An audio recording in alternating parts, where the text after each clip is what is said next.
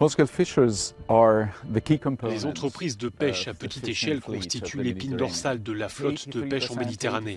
Elles représentent de 83 à 85% de la totalité de la flotte et elles se trouvent toujours dans des zones reculées, dans des petits ports.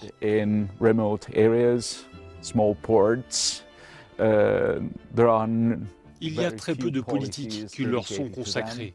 En particulier, il existe un énorme décalage entre la manière dont elles sont gérées et celle dont la pêche industrielle est gérée.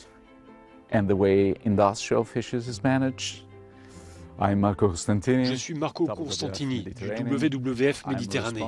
Je suis chargé du plan d'action régional du programme de la pêche.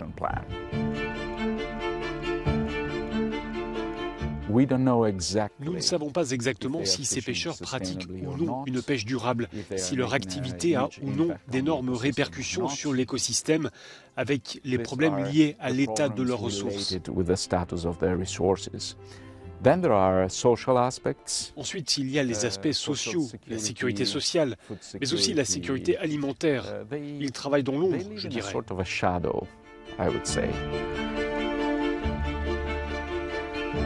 En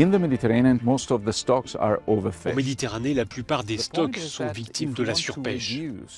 Le fait est que si l'on veut réduire cet impact, on doit comprendre la manière dont les pêcheurs à petite échelle travaillent pour savoir comment limiter l'impact et améliorer l'état de la biodiversité.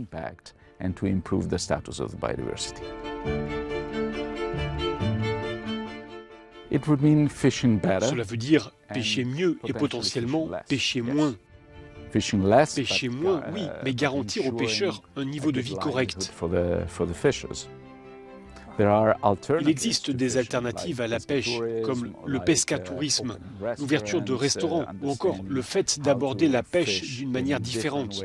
Par exemple, modifier ses filets et ses pratiques pour que la pêche soit plus sélective. C'est une piste pour réduire l'impact. C'est donc dans le cadre de cette interaction que l'on crée des solutions gagnant-gagnant dans lesquelles les pêcheurs obtiennent davantage de leur pêche et où l'on réduit l'impact sur l'écosystème. Of impact on the ecosystem.